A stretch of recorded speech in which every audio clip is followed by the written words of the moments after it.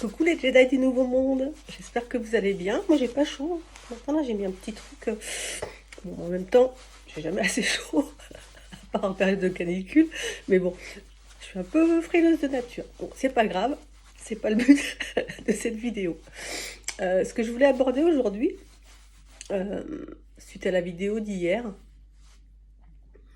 donc après une séparation, quand on est dans une grande souffrance, et, euh, et que voilà, on n'arrive plus à réfléchir, on ne sait plus qui on est, on ne sait pas où on va et on est complètement perdu et dans une grande souffrance. Alors quand je dis par rapport à la vidéo d'hier, il se trouve que là par rapport aux dernières vidéos que j'ai faites, il y a un fil conducteur, mais pour ceux qui arrivent nouvellement sur la chaîne, n'ayez crainte, ça ne sera pas toujours la suite de la vidéo précédente. Là c'est le cas, parce que le sujet est peut-être un peu plus vaste, mais vous pourrez regarder les chaînes, les vidéos que vous souhaitez sans être obligé de regarder les précédentes ou autres si vous n'en ressentez pas le besoin. Donc voilà, petit aparté, je reviens. Donc,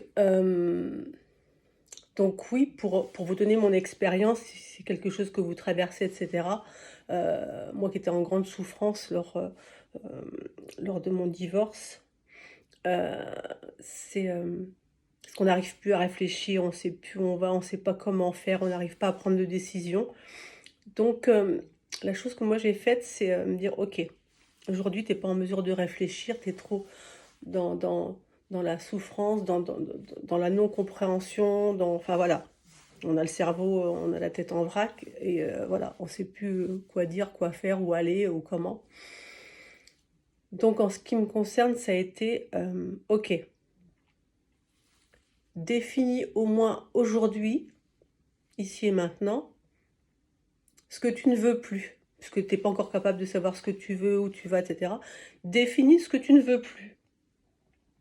C'est plus simple au départ, et de dire ok, au niveau personnel, suite à cette séparation, machin, etc., qu'est-ce que je ne veux plus vivre par la suite, au niveau même dans tous les domaines de sa vie, on peut se poser, alors sans se mettre aucune pression, hein, c'est pas le but de prendre un cahier et au bout d'une heure d'avoir trouvé toutes les réponses. Non, non, c'est pas ça. On se met pas de pression. On trouve, voilà, qu'est-ce que je ne veux plus aujourd'hui. Et c'est très important quand on vit des périodes comme ça de séparation, pour vraiment arriver à sortir la tête de l'eau.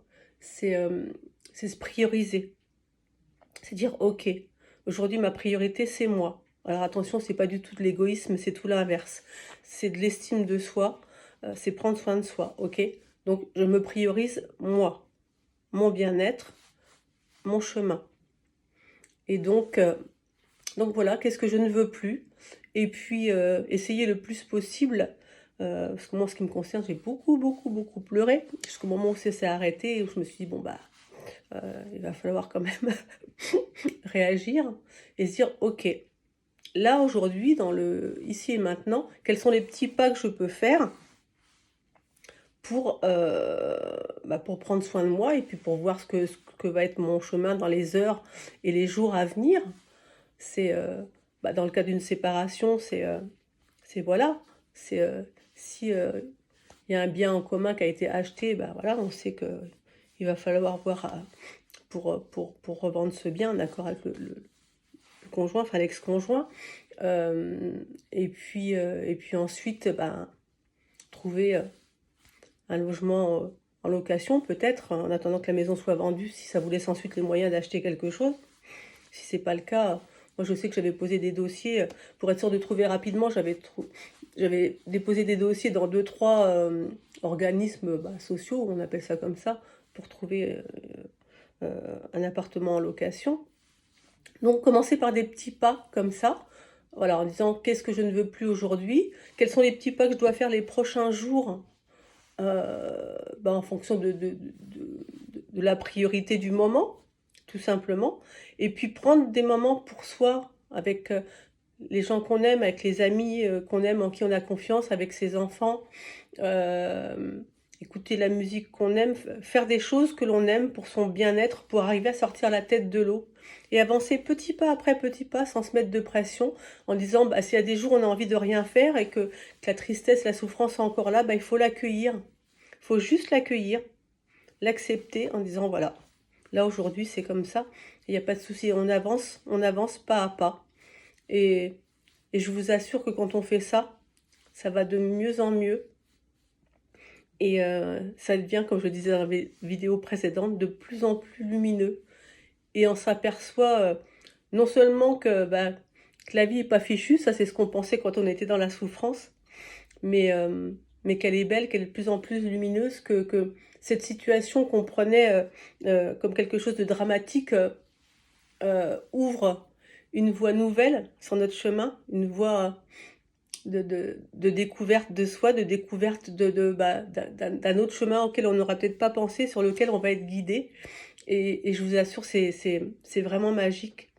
Et une chose que j'avais lue, je ne sais plus où, hein, ça n'a pas d'importance, par rapport à une période de doute, de souffrance comme ça, je trouvais ça magnifique. Je ne sais plus vraiment comment ça a été dit.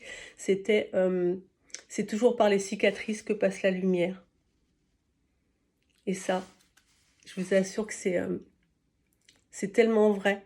C'est tellement vrai que ces expériences que l'univers nous fait vivre, qui nous font ressentir par moments des grandes souffrances intérieures, et bien, au fur et à mesure, c'est comme une belle fleur qui s'ouvre au printemps. Au début, elle était fermée, elle était comme ça, et puis, hop. Et c'est magique. Et le soleil met ses rayons sur elle, et c'est de plus en plus lumineux. Voilà les Jedi.